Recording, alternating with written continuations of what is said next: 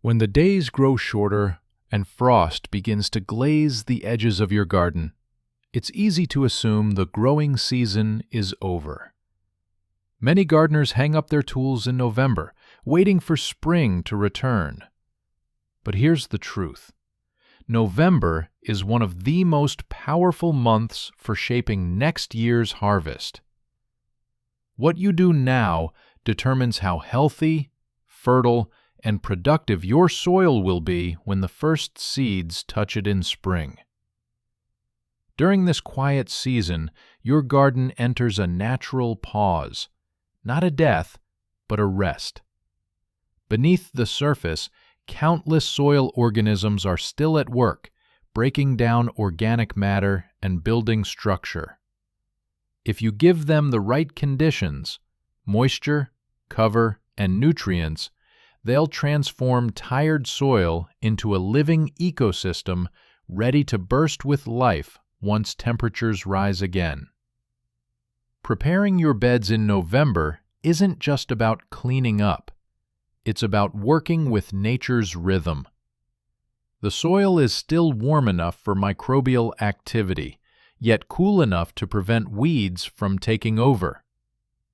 This perfect balance makes it the ideal time to add compost, mulch, and other organic materials that will slowly decompose over winter.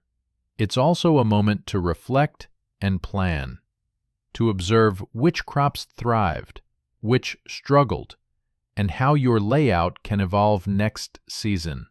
By investing a few thoughtful hours now, you set the stage for months of abundance ahead. So don't pack away those gloves just yet. November is the gardener's secret month, quiet, deliberate, and full of promise. The work you do today, while the air is crisp and the soil still forgiving, will reward you tenfold when spring arrives and your garden wakes up, vibrant and ready to feed you again. As November rolls in, it's tempting to look at your fading garden and think it's time to strip it bare. To pull every plant, rake every leaf, and leave the beds perfectly clean and empty. But a garden that's too tidy in fall can actually harm your soil, your beneficial insects, and even next year's harvest. The goal isn't perfection, it's balance. You want to remove what's harmful, while leaving behind what helps your ecosystem rest and recharge naturally. Start by targeting the troublemakers. Any plants that showed signs of disease, like tomatoes with blight, mildewed squash leaves, or beans that suffered from rust, should be completely removed. Don't compost them. Those pathogens can survive the winter and reinfect your garden in spring. Instead, bag or burn them safely, depending on local rules. The same goes for invasive weeds that spread through roots or seeds. Dig them out now while the soil is soft and damp, and dispose of them before they get a chance to spread again. Once the diseased and invasive plants are gone, look at what's left with a gentler eye. Not everything needs to be uprooted. The dried stalks and roots of healthy annuals, like peas, beans, and lettuces, can stay in place. Over the winter, those roots will decompose slowly, creating channels for air and water to move through the soil. This natural decay builds structure and feeds the beneficial microbes that keep your soil alive. It's nature's version of gentle tilling. No machinery needed. You can also leave some of the seed heads from herbs and flowers, such as echinacea, sunflowers, or dill. They'll provide winter food for birds and create shelter for ladybugs, lacewings, and other helpful insects. Those dry stems might look messy, but they're part of a thriving mini ecosystem that will pay you back in pollinators next spring. Think of it as leaving your garden a cozy blanket of life instead of a sterile bed. Leaves are another gift from fall. Rather than bagging them up, shred them with a mower, or rake them lightly into your garden beds. A thin layer of chopped leaves acts as both mulch and fertilizer. As they break down, they return valuable carbon and trace minerals to the soil. Just avoid piling them too thickly, or they can mat down and block airflow. Finally, step back and take a wider view. Clean up enough to keep pests and diseases in check, but resist the urge to make everything spotless. A living garden in November should look a little wild, a mix of order and natural decay. That quiet, slightly untidy beauty is exactly what your soil and beneficial creatures need to thrive through the cold months. By finding that balance between tidiness and nature's rhythm, you're not just cleaning your garden, you're preparing it to wake up stronger, richer, and more alive when spring finally returns. Once your soil has been tested and fed, it's time to protect it, because everything you've just added can be lost if left exposed to winter's wind, rain, and freezing cycles. That's where mulch and cover crops come in. Think of them as your soil's winter coat, one that keeps it warm, nourished, and alive until spring returns. Let's start with mulch. In November, mulch serves several key purposes. It insulates the soil, prevents erosion, and maintains steady moisture levels. As temperatures fluctuate through winter, unprotected soil expands and contracts, disturbing the structure you've just built. A 2 to 3 inch layer of mulch keeps the temperature more stable, reducing compaction and protecting delicate microorganisms working beneath the surface. You have plenty of natural materials to choose from. Shredded leaves, straw, pine needles, or wood chips all make excellent options. Shredded leaves are particularly valuable. They break down over time, feeding your soil with carbon and trace minerals. Straw works well for raised beds and paths because it's lightweight, breathable, and easy to spread evenly. If you use wood chips, keep them on top rather than mixing them in. As they decompose, they can temporarily draw nitrogen from the upper layer of soil. Apply your mulch evenly, but avoid piling it against stems or the edges of raised beds. Leave a small gap around plant crowns to prevent rot and improve airflow.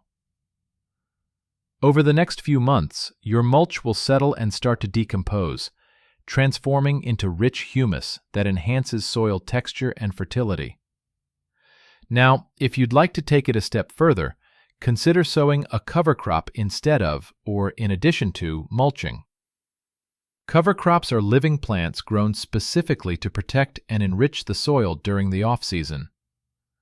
Popular choices include winter rye, crimson clover, hairy vetch, and field peas. These plants create a living carpet that prevents erosion, suppresses weeds, and captures nutrients that would otherwise leach away with rain. Even more importantly, when you turn cover crops under in early spring, they act as green manure, releasing nitrogen and organic matter directly into your garden beds. Clover and vetch are especially beneficial because they fix atmospheric nitrogen through their root nodules, naturally improving soil fertility without synthetic inputs. Planting a cover crop in November might sound late, but in many regions, the soil is still warm enough for germination. Even a few inches of growth before winter dormancy will protect your beds and jumpstart soil life come spring. Whether you choose a thick blanket of mulch, a vibrant green cover crop, or a mix of both, this simple act of protection is one of the most powerful things you can do for your garden. You're not just covering the soil, you're creating a living system that rests, breathes, and grows stronger all winter long. By late November, your soil is nourished and covered. But there's one more step to ensure your garden thrives next year: protecting and improving its structure. Healthy soil structure is the backbone of every successful garden. It determines how water moves, how roots grow, and how life beneath the surface can breathe. Without structure, nutrients wash away and roots struggle to expand. Luckily, this is the perfect time of year to strengthen that foundation. If you use raised beds, begin by checking their physical condition. After a long growing season, wooden boards may have warped, loosened, or started to rot. Tighten corner brackets, replace decayed boards, and reinforce edges before winter moisture makes damage worse. Repairing now means your beds will be ready to plant immediately in spring, without surprise repairs during the busiest time of the year. For in-ground beds, your goal is to keep the soil loose and well aerated. Avoid walking on garden beds, especially when the ground is wet. Each step compresses air pockets and harms soil life. If you need to access a bed during winter, lay down wooden planks or stepping stones to distribute your weight evenly. Over time, small choices like this prevent compaction and preserve the sponge-like texture that roots love. You can also build or improve protective structures that extend your growing season or shield soil from harsh conditions. Low tunnels, hoop houses, and cold frames are simple, affordable ways to moderate temperature and moisture. A few hoops of PVC pipe and a layer of clear plastic can transform a dormant bed into a microclimate, perfect for hardy greens or overwintering carrots. If you prefer something sturdier, cold frames made from reclaimed windows offer both charm and practicality. They trap warmth from the sun during the day and release it slowly at night, creating a stable environment even in freezing weather. For gardeners in windy or erosion-prone areas, consider windbreaks or edging barriers. Rows of straw bales, simple fences, or evergreen hedges can reduce soil loss and protect young trees or perennials from desiccation. Finally, look beneath the surface. Your soil's structure depends on its biology. Worms, fungi, and microbes are constantly building microscopic tunnels and binding particles together. Support them by minimizing disturbance. Instead of tilling, gently top dress with compost and let the organisms do the heavy lifting. Over winter, their quiet work will knit your soil into a rich, crumbly texture that practically invites roots to explore. By taking time now to maintain beds, prevent compaction, and create microclimates, you're doing more than protecting your garden. You're investing in its resilience. When spring comes, your soil will be soft, stable, and bursting with life, ready to reward every seed you plant with strength and abundance. After weeks of cleaning, feeding, and protecting your garden, November offers one last gift: time to pause, reflect, and plan. The visible work may be done, but the mental and creative part of gardening begins now. Planning your garden during the quiet season helps you step into spring with clarity and purpose instead of rushing decisions when planting time arrives. Start by looking back. Take a slow walk through your garden, notebook or phone in hand. Observe which areas produced abundantly and which struggled. Maybe your tomatoes thrived in full sun, but your lettuce wilted too soon. Perhaps your carrots were stunted by compacted soil, or your beans suffered from crowding. Make honest notes. These small observations become the foundation for smarter choices next season. Next, sketch a simple garden map. It doesn't have to be artistic. Just draw boxes or outlines for your beds and label what grew where this year. Use that layout to plan your crop rotation for spring. Rotating crops helps prevent disease and keeps soil nutrients balanced. For example, follow heavy feeders like tomatoes or squash with nitrogen-fixing plants, such as peas or beans. Then, in the third year, switch to root crops like carrots or onions. This simple cycle improves soil health naturally and minimizes pest problems. Labeling is another underrated step that saves frustration later. Use wooden stakes, metal tags, or painted stones to mark each bed. Write down what amendment or cover crop you added and which crops you plan to grow there next year. Come spring, when the excitement of planting begins, those small notes will guide you like a map back to your intentions. This is also the perfect time to organize your seeds and clean your tools. Sort through last year's packets, discard anything too old, and make a list of what you want to reorder. Wipe down tools, oil metal surfaces to prevent rust, and sharpen blades. A simple ritual that extends their life and keeps your future work efficient. Finally, let yourself dream. Flip through seed catalogs, browse garden forums, or watch a few inspiring videos. Envision the colors, textures, and flavors you want in your garden next spring. Maybe you'll try heirloom tomatoes, a new variety of squash, or a patch of pollinator-friendly wildflowers. Planning isn't just about logistics. It's about creativity and hope.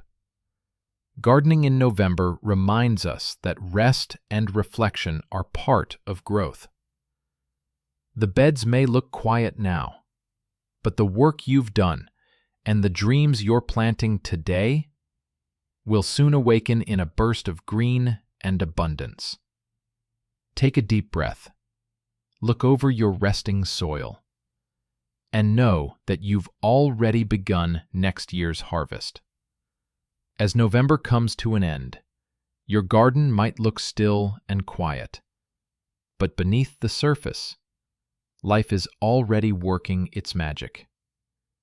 Every layer of mulch, every handful of compost, and every thoughtful plan you've made this month is building the foundation for next year's abundance. What you've done isn't just maintenance. It's preparation for renewal. Think of your garden as a living promise. While the cold winds blow and the days grow short, your soil is healing, resting, and gathering strength. When spring arrives, those small November efforts will burst into color, flavor, and growth. Proof that patience and care always pay off.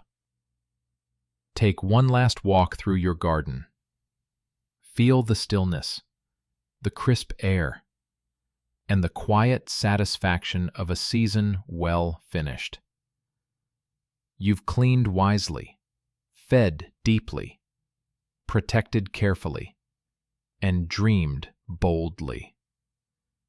That's what great gardeners do. They plan ahead, nurture what's unseen, and trust the process that nature has perfected. So as you pack away your tools and warm your hands indoors, remember that gardening doesn't end with the frost. It simply shifts gears. Winter is your time to learn, imagine, and get ready for the green explosion that's coming. If this video helped you see November in a new light, give it a thumbs up, share it with a fellow gardener, and don't forget to subscribe for more practical, down-to-earth tips. Tell me in the comments what you're planting next spring, or how you're preparing your beds this fall. I'd love to hear from you. Until next time, keep growing, keep dreaming, and keep believing in the quiet magic beneath your soil. See you in the garden.